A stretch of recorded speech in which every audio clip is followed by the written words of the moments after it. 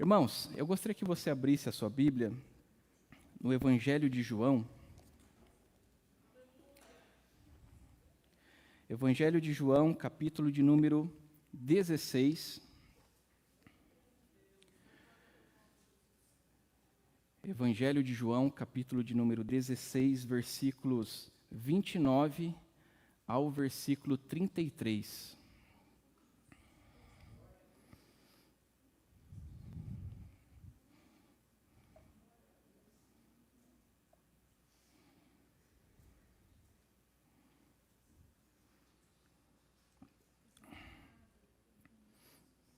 Amém?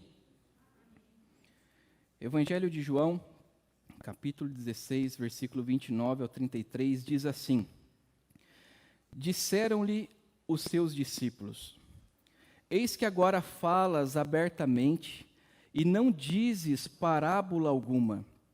Agora conhecemos que sabe tudo e não precisas de que ninguém te interrogue. Por isso, cremos que saístes de Deus. Respondeu-lhes Jesus: Credes agora? Eis que chega a hora e já se aproxima, em que vós sereis dispersos cada um para a sua casa, e me deixareis só, mas não estou só, porque o Pai está comigo. Tenho-vos dito isso, para que em mim tenhais paz. No mundo tereis aflições, mas tende bom ânimo, eu venci o mundo. Amém? Feche seus olhos por um instante, vamos orar. Amado Deus, em nome de Jesus, aqui está a Tua palavra, Senhor, a qual eu clamo e peço para que, através da doce e preciosa presença do Teu Espírito Santo, o Senhor possa nos ensinar nessa noite, Senhor. Fale aos nossos corações aquilo que o Senhor tem planejado de antemão, Senhor, para esta noite.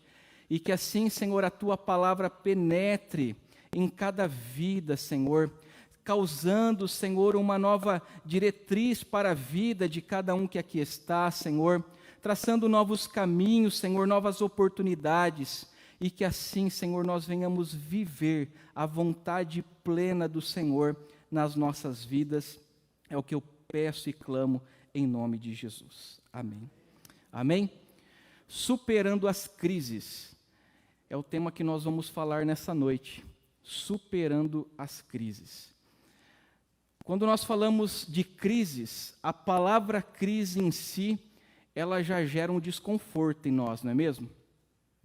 Porque falar de crise não é uma coisa que todo mundo espera. Ou melhor, viver a crise é uma coisa que o que nós menos queremos viver nessa vida é crise, é aflição. Você não vai ver ninguém chegando no outro e falando assim: e aí, vamos passar crise lá comigo? Rapaz, eu estou passando uma aflição que você não imagina, mas é bacana ela, vamos passar lá? Ninguém, absolutamente ninguém, chega para o outro e diz: a minha aflição é uma bênção. Por quê?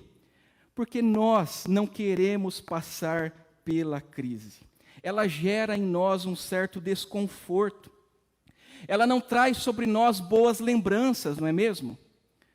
Ela não traz para nós aquele sentimento agradável de felicidade. Muito pelo contrário.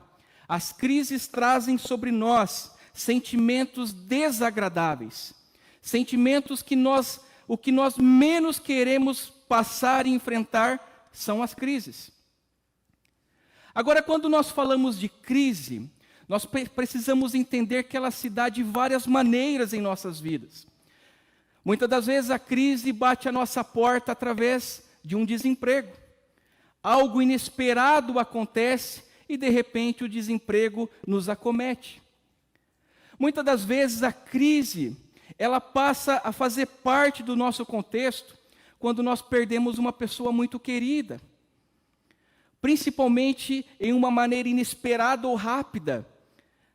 E vem aquele sentimento de tristeza, de saudades, porque nós não estamos esperando por aquilo. E começamos a entrar naquela aflição, naquela tribulação, acometidos de sentimentos de tristeza, porque a crise se instalou em nossas vidas. Ou às vezes a crise, ela nos acomete através dos nossos relacionamentos, seja no trabalho, seja na igreja, seja no casamento, enfim, a crise ela se instala de várias formas. Às vezes a crise se instala pelo simples fato de você estar se tornando um novo pai ou uma nova mãe. Eu me lembro que no ano de 2014, quando eu fui me tornar pai do Murilo, que hoje está com 8 anos, caminhando para 9, eu me lembro que dias antes, aquela sensação de desespero começou a brotar em mim. E não é para te assustar não, irmão. Fique em paz, amém? É bênção. Eu estou falando de mim. Mas aquela sensação de desespero começou a me brotar dentro do meu coração. E eu comecei a ter alguns espasmos que parece que a qualquer momento eu ia desmaiar. Eu me lembro que eu vim até a casa do pastor Valdinei pegar algumas ferramentas para, olha só, instalar o berço. Irmão, se você está prestes a instalar o berço é porque está chegando, né? Está chegando a hora. E quando eu conversava com ele, eu me lembro que eu não entendia muito o que ele falava, porque eu estava com uma sensação que parece que eu ia desmaiar. Resultado, eu tive que procurar um médico. Eu tive que passar por um cardiologista. Eu me lembro que eu fiquei o dia todo em uma clínica, fazendo esteira, fazendo lá, colocando aqueles aparelhos, fazendo várias coisas, para chegar no final do dia a médica me dizer assim: você simplesmente está passando por uma mudança na sua vida. Não é nada de grave. Mas para mim era uma crise, era grave, porque era algo novo. Eu não esperava, eu não sabia como que era, eu nunca tinha sido pai. Por mais que as pessoas me ensinassem, por mais que de seminários que a gente participasse, por mais que eu tenha tido acompanhamento do meu pai desde criança, mas era uma experiência individual dele e eu precisava passar pela minha. E eu não sabia como era ser um pai. Logo a crise se instaurou na minha vida. Então a crise ela nos acomete de várias formas. Agora, ela nos remete a 5 situações, que eu chamo de 5 Ds. A crise nos remete ao desequilíbrio, a crise nos remete ao desconforto, às dificuldades, às dúvidas e ao desespero, muitas das vezes. Enfim, a crise, quando ela instaura, ela se torna perigosa e ela se torna um momento de tensão em nossas vidas. Logo, como eu acabei de dizer no início, ninguém fala da crise com felicidade, porque quando ela vem, ela não é agradável. Agora, nós precisamos entender, irmãos, que a crise, todos nós, em algum momento, vamos enfrentar. E não é diferente quando nós vamos para a Bíblia, porque homens e mulheres de Deus, ou até mesmo aqueles a quem a Bíblia traz, mas que não eram de Deus, passaram por crises.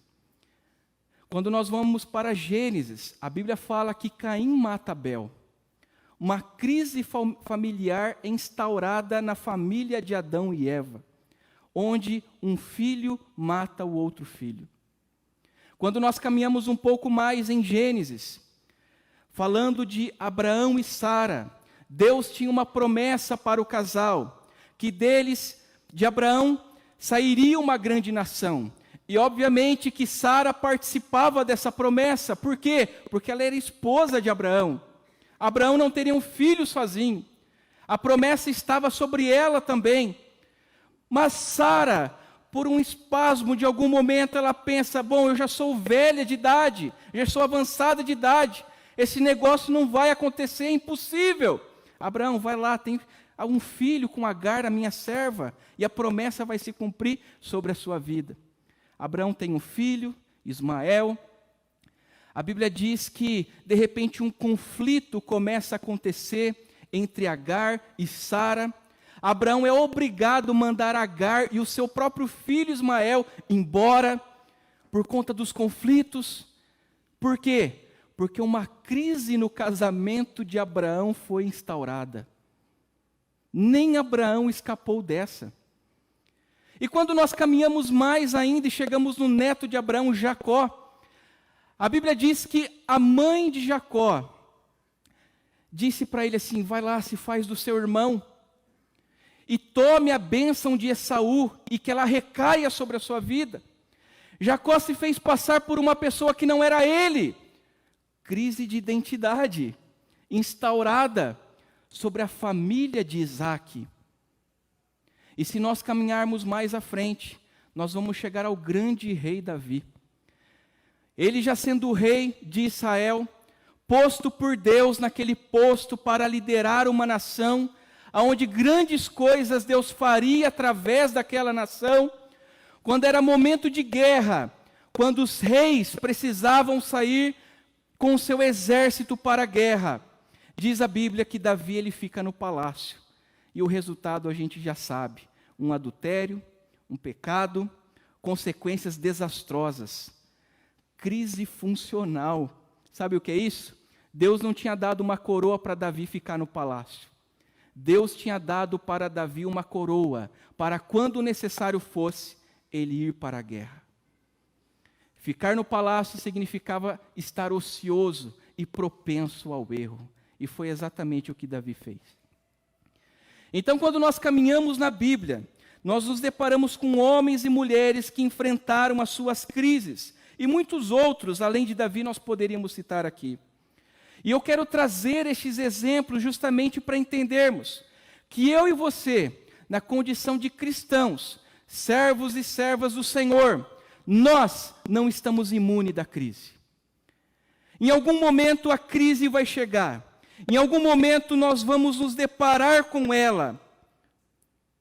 Agora entenda, a questão é nem quando, a hora ou como. A questão é a forma que nós respondemos e vivemos a crise quando ela paira e se instaura nas nossas vidas.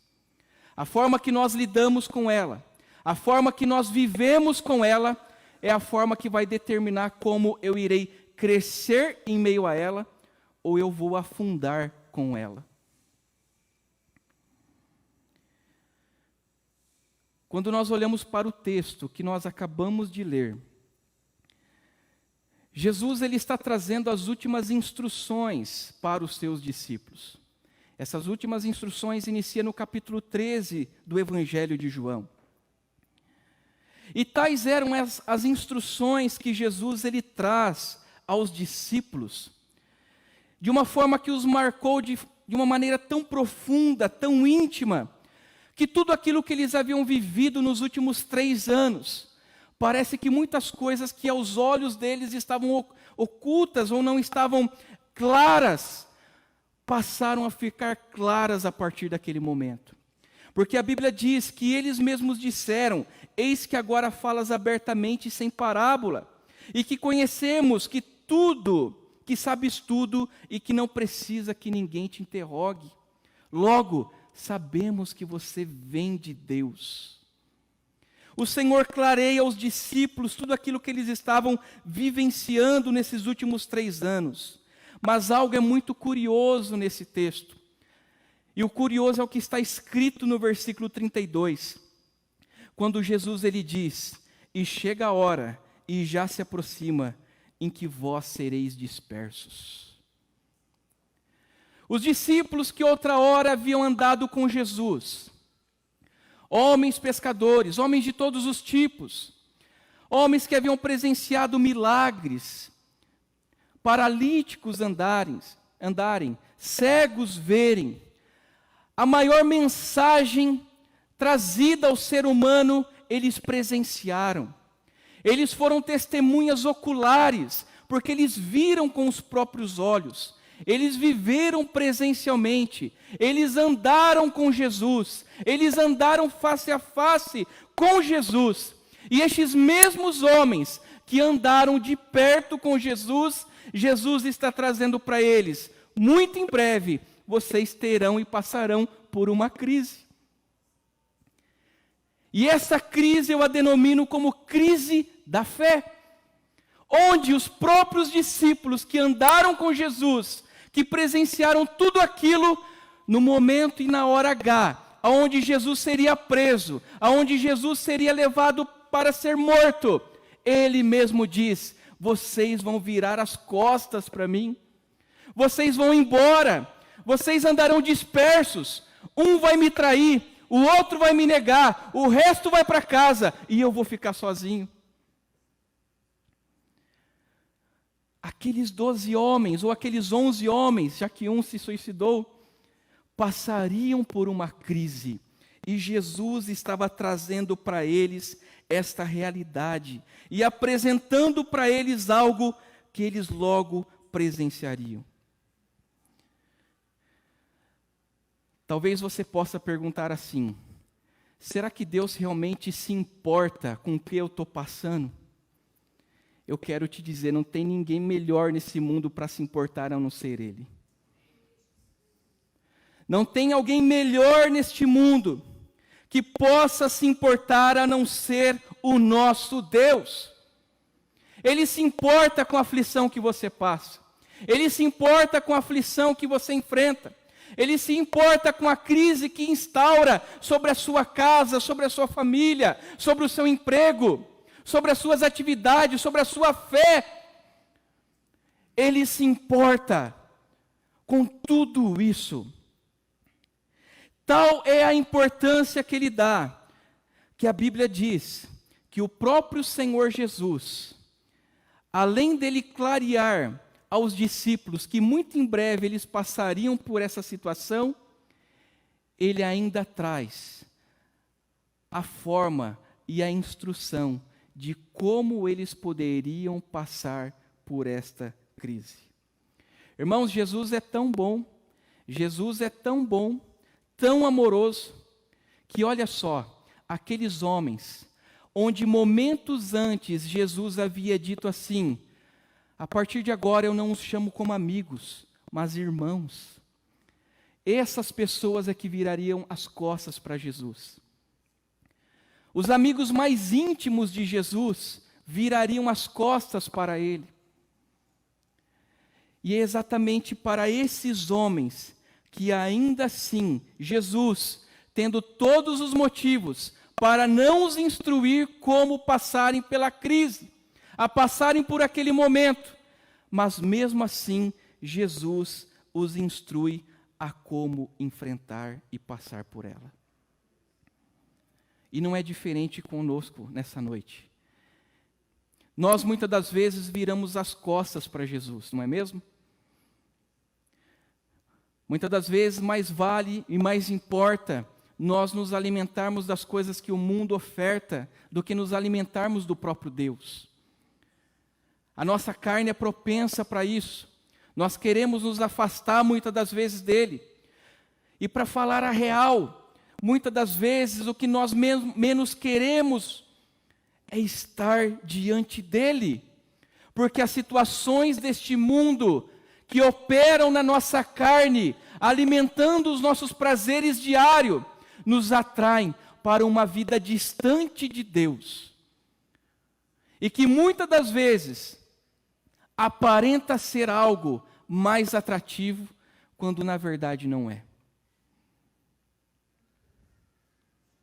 E a crise se instaura em nós. Nós somos acometidos por uma fé abalável, uma fé que declina, uma fé que retroage, uma fé que cai, uma fé que diminui. Porque a crise se instaura até mesmo na fé. E baseado nesse texto, eu quero trazer para você aqui 3 ensinamentos práticos sobre como nós podemos superar as crises.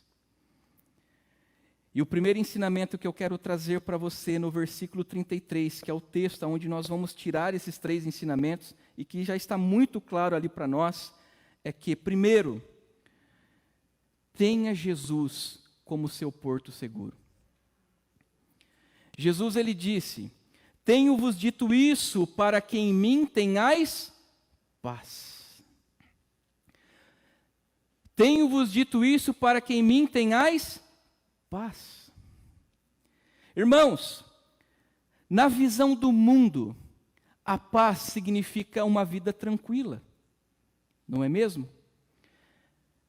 É eu ter uma aposentadoria muito gorda, boa, viver mansa e tranquilamente, sem problemas algum, sem desconforto algum, nada que venha acometer a minha paz. Mas não é esse tipo de paz que nós estamos falando aqui. Porque você pode almejar uma aposentadoria, que é uma bênção. Você pode se preparar para o seu futuro, que é uma bênção. Que Deus proporcione isso a todos que estão aqui, se assim é do seu agrado. Mas não é esse tipo de paz que nós estamos falando, porque esse tipo de paz é a paz que o mundo fala. É a paz que o mundo ensina, é a paz que o mundo prega. O próprio Jesus, nesse contexto do ensino no Evangelho de João, porém no capítulo 14, versículo 27, ele diz assim: deixo-vos a paz, a minha paz vos dou, mas não a dou como o mundo a dá. Deixo-vos a paz, a minha paz vos dou, mas a minha paz não é uma vida tão tranquila como muitas das vezes vocês esperam. Não é uma vida sem aflições como vocês possam pensar. Não é uma vida sem dificuldades como vocês almejam. Porque esta é a visão de paz que o mundo traz. Mas quando nós vamos para a Bíblia, meus irmãos, esta paz que Jesus ele está falando, esta paz a qual Jesus está trazendo, nós precisamos entender que momentos antes, Jesus havia anunciado para os discípulos a respeito do Consolador, lá no capítulo 15, versículo 26. E lá no capítulo 16, versículo 7 ao 14, ele diz que este Consolador, o Espírito Santo, ele viria para nos comunicar ou nos convencer do pecado, da justiça e do juízo. Entenda que eu e você estávamos, como a Bíblia nos ensina, desgarrados como ovelhas que não têm pastor. Nós estávamos caminhando para uma eternidade sem Deus, distante de Deus. Logo, nós não tínhamos harmonia nenhuma com Deus, nós não tínhamos paz nenhuma com Deus, porque nós estávamos distante dEle. E foi necessário Jesus, através da sua morte, trazer essa comunhão restaurada, nos unir novamente a Deus na sua morte e na sua ressurreição, para que através do seu Espírito Santo nós fôssemos consolados, mas também convencidos daquilo que nos tirava a verdadeira paz, que é a morte eterna. Ele nos restaurou, trazendo a convicção de que o pecado, a justiça e o juízo vêm sobre as nossas vidas e que há uma necessidade de sermos restaurados a uma paz eterna. Não uma paz do mundo, que é momentânea, mas a uma paz eterna. E é por isso que Jesus diz: a minha paz vos dou, porque a minha paz é soberana, a minha paz é duradoura, ela não é temporária, ela é eterna. E quando Jesus ele instrui os discípulos: tenho-vos dito para que tenham paz, porque a minha paz, ela não se dissolve, a minha paz permanece. Em meio às aflições, a paz de Jesus permanece. E esta paz que Jesus deixou no capítulo 14, versículo 27, esta paz restaurada nele na sua morte, na sua ressurreição, e que nós fomos convencidos através do Espírito Santo, do pecado, da justiça, do juízo. Essa paz que ele nos deixa é produzida por ele, exclusivamente por ele, e dada para os seus, para o seu povo, a sua igreja. Porque quando nós não éramos povo dele e andávamos como ovelhas desgarradas, nós não tínhamos esta paz. Nós atirávamos para todos os lados, tentando de todas as formas solucionar as nossas aflições, solucionar as nossas tribulações, solucionar as nossas dores, as nossas dificuldades, o desequilíbrio que instaurava sobre as nossas vidas. Mas a partir do momento em que Jesus, Ele passa a ser Senhor e Salvador das nossas vidas, nós passamos a ter uma vida, por mais que a tribulação traga sofrimento muitas das vezes, dificuldade muitas das vezes, mas ela traz um melhor e maior equilíbrio, porque a paz de Jesus, ela é eterna. Essa paz trouxe uma harmonia entre nós e Deus. Paulo, ele diz em Romanos capítulo 5, versículo 1, sendo, pois, justificados pela fé, temos paz com Deus por nosso Senhor Jesus Cristo. A paz de Cristo, ela é uma calma absoluta em meio ao sofrimento. Eu não quero dizer que na aflição nós vamos sair sorridentes. Não é isso. Porque a aflição é uma dificuldade que estamos passando. Mas em meio a essa aflição, nós teremos a absoluta certeza de que Jesus é o nosso porto seguro. Enquanto Jesus não for o nosso porto seguro, em meio às aflições, o mar vai nos tragar para dentro do oceano. Mas a partir do momento que Jesus ele for esse seguro, essa nossa segurança, por mais que as ondas do mar nos levem para cá, nos leve para lá, nós estaremos ancorados nesse porto que se chama Jesus Cristo. O sofrimento vem. A dor vem, o desequilíbrio vem, mas Jesus ele precisa fazer parte de tudo isso. Porque enquanto nós não permitimos ele fazer parte, nós estaremos perdidos e tentando de todas as formas resolver um problema que eu e você muitas das vezes não vamos conseguir resolver a não ser Jesus. O segundo ensinamento está na parte B do versículo que diz: no mundo tereis aflições. Isso significa que eu e você precisamos entender que a crise faz parte do nosso contexto. Muitos procuram entender a origem de uma crise. Principalmente no meio teológico, muitos colocam que a crise se dá por conta do pecado de alguém. A pessoa pecou, por isso que está passando o que está passando. Nós podemos até atribuir a crise ou a aflição a um pecado, ao pecado original de Gênesis capítulo 2, que desencadeia todo o restante.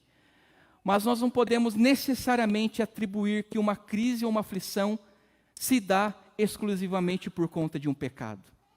Por mais que o pecado traga consequências, o que eu quero te dizer é que, muitas das vezes, nós vamos passar por essa vida sem sequer saber o porquê que nós passamos as aflições que nós passamos. Porque Jesus já nos deixou de pré-aviso. Vocês vão ter aflições. Não adianta, não tem para onde correr. Vocês vão passar por aflições.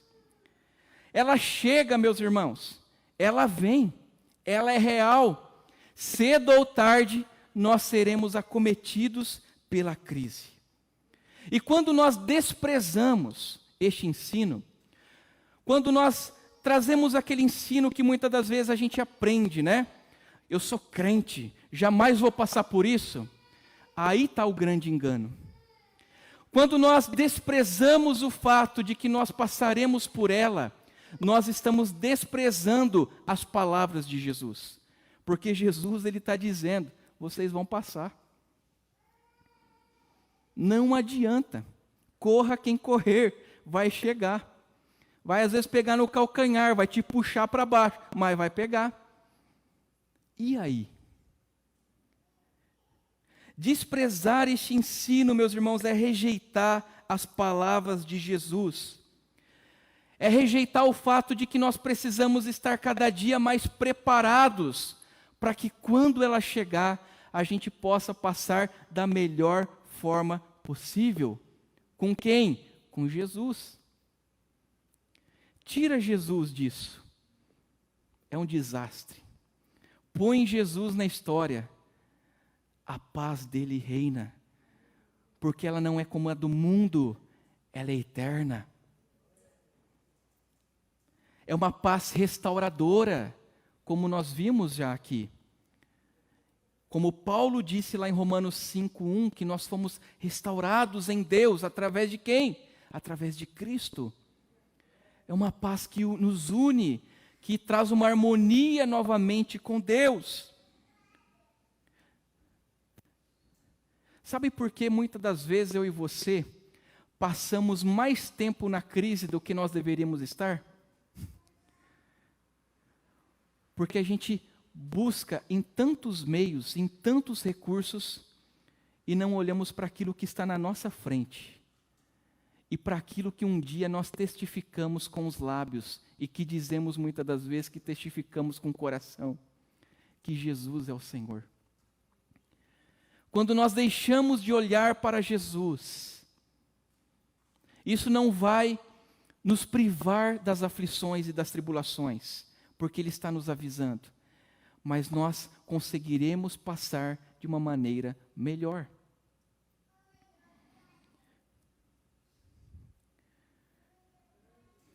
Paulo, em 1 Coríntios, capítulo 4, versículo 17 ao 18, ele diz: porque a nossa leve e momentânea tribulação produz para nós um peso eterno de glória muito excelente, não atentando nós nas coisas que se veem, mas na que não se veem, porque as coisas que se veem são temporais, e as coisas que não se veem são eternas.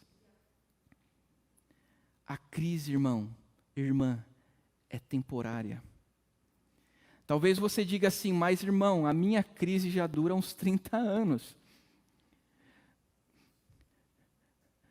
Mas ela é temporária.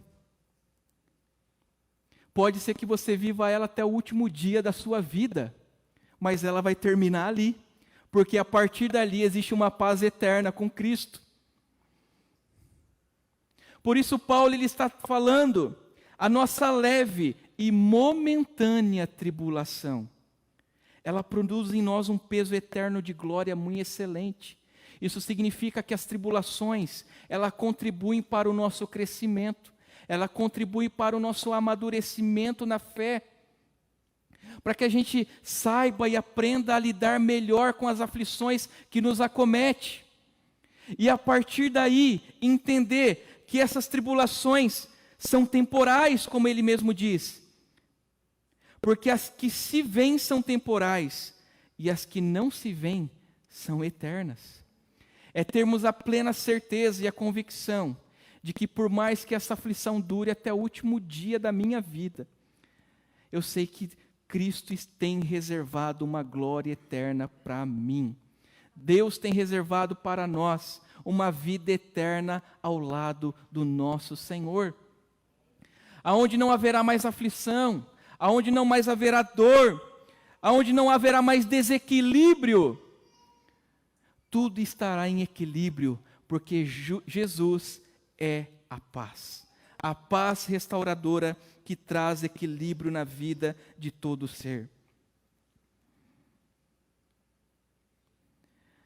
E terceiro ensino, Jesus ele disse, tenha ânimo. Terceiro ensino é, tenha ânimo porque Jesus venceu.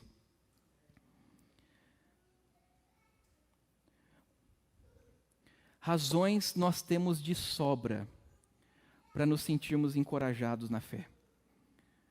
Razões eu e você temos de sobra para enfrentarmos as aflições. A dor vem, o sofrimento bate, e nós precisamos entender que isso faz parte da nossa história. Isso faz parte do nosso contexto. A questão é como nós vamos lidar com a crise quando ela instaura. E quando Jesus ele diz: mas tem de bom ânimo, eu venci o mundo, entenda, jamais queira vencer a crise do seu próprio jeito, com as suas próprias mãos. Entenda que você não vence ela, Cristo já venceu ela por você.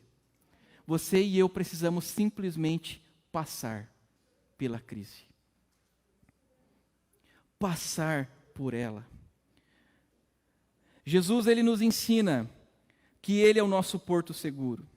Jesus ele nos ensina que a crise vai instaurar a qualquer momento. Ele nos ensina que nós precisamos ter ânimo porque Ele venceu. Olha só que interessante esse versículo, meus irmãos. Jesus ele poderia ter iniciado dizendo assim: no mundo vocês vão ter aflições, mas eu vos digo que eu sou a paz, e tem de bom ânimo, eu venci o mundo. Porque Jesus, ele não iniciou falando do problema. Jesus mostrou para os discípulos primeiro a solução.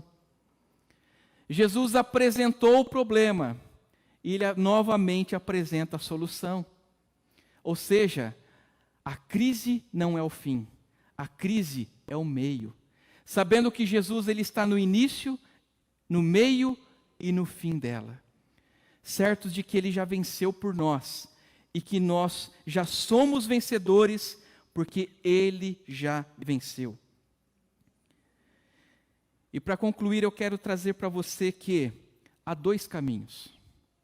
Diante disso tudo que nós estamos falando, existem dois caminhos. Primeiro é o caminho do perigo.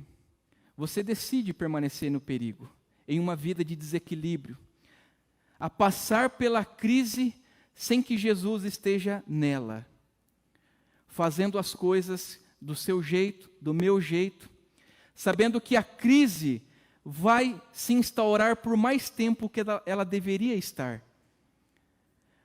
E o segundo caminho é você entender que em meio à crise existe uma oportunidade de Deus para o nosso crescimento, para o nosso amadurecimento, para nós sabermos lidar melhor com as dificuldades que pairam sobre nós. E através disso, ao invés de nós afundarmos em meias aflições, nós sairmos mais crentes, mais confiantes, mais fervorosos, sabendo que tudo isso é temporal e que existe uma glória eterna com Jesus. Com Jesus. Você pode passar de uma maneira melhor o que você está enfrentando. Basta colocar Jesus no meio. Em 1 João capítulo 5,4 diz: porque todo que é nascido de Deus vence o mundo. E esta é a vitória que vence o mundo: a nossa fé. A fé naquele que já venceu por nós. A fé naquele que já venceu na cruz. O Senhor nos convida, irmãos, a viver com Ele, por Ele, a passarmos este momento ao lado dEle, sabendo que mesmo em meio à dor e ao sofrimento, se Jesus não estiver ali, as coisas estarão desequilibradas em nossas vidas. Mas passando com Ele, nós estaremos caminhando de uma maneira mais suave em meio ao sofrimento, mais crentes em meio à dor, mais calmos em meio à angústia e às aflições, uma vez que se Jesus não estiver, nós de fato vamos padecer. Amém? Eu te convido a se colocar em pé. Amém?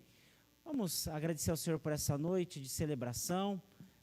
Alguns irmãos foram viajar, outros aproveitaram o friozinho, a chuva, para ficar assim com a edredomzinha atrás das orelhas, né? Mas o importante é que nós estamos aqui para adorar o Senhor, e eu louvo a Deus pela sua vida, que Deus continue te abençoando, te fortalecendo, e em meio às aflições, tendo a convicção de que Ele está com você. Amém? Senhor, quero te agradecer por esta noite de presença do Senhor. Mas eu sei que também, ó Pai amado, o Senhor já falou com alguém aqui nessa noite, através da ministração da Tua Palavra, através das ministrações dos louvores, mas eu quero pedir ainda, Pai, por estas pessoas que têm sentido medo, por conta das aflições que têm passado. Pai amado, o medo tem causado ansiedade, paralisado, tem feito com que essa pessoa tenha perdido forças, Que o Senhor venha encontrar essa pessoa, Pai amado, o coração dela, as emoções, os sentimentos que ela tem com relação a tudo que talvez nem esteja passando, mas por conta de histórico familiar, que o Senhor, ó Pai amado, possa fortalecer esta pessoa e ajudar a passar por este tempo de aflição. Ó Pai, ou até aflição que nem chegou, ó Pai, e talvez nem vai chegar, mas que essa pessoa está sofrendo. Que o Senhor encontre, tirando todo o medo, tirando toda a ansiedade, toda a preocupação, e trazendo paz ao coração, trazendo força, renovo. Também, ó Pai amado, essa pessoa que está passando algumas crises, que precisa de restauração. Que as tuas mãos estejam, Pai amado, presentes na vida desta pessoa, desta família, desta casa, trazendo a restauração completa, Senhor. Mostra o caminho, mostra a solução, dá direção ao Pai amado, porque só o Senhor é quem pode dar. Pai amado, também peço por cada um que está aqui, representando as suas casas, que haja a tua paz nos ambientes familiares, que haja a alegria do Senhor, que haja a esperança do Senhor, ó Pai, que haja amor, que haja perdão, que haja, Pai, presença, altar de adoração ao Senhor dentro das casas, em nome do Senhor Jesus. Também peço que o Senhor abençoe a semana dos teus filhos e filhas, que tenham uma semana abençoada na tua presença, tenham um retorno ao lar, guardados e seguros em Ti, tenham uma noite tranquila e abençoada também, ó Pai. E aquilo que precisa ser tocado, que o Senhor venha tocar, trazendo cura, trazendo restauração completa e libertação, em o nome do Senhor Jesus eu oro e te agradeço. Amém, Jesus. Estenda suas mãos, meus amados e queridos irmãos e irmãs, que o grande amor do eterno Pai, que a graça e a paz do nosso Senhor e Salvador Jesus Cristo, que as consolações e a comunhão do Espírito Santo de Deus estejam presentes na vida de cada um de vocês, e todos dizem amém. Deus abençoe a todos em nome de Jesus.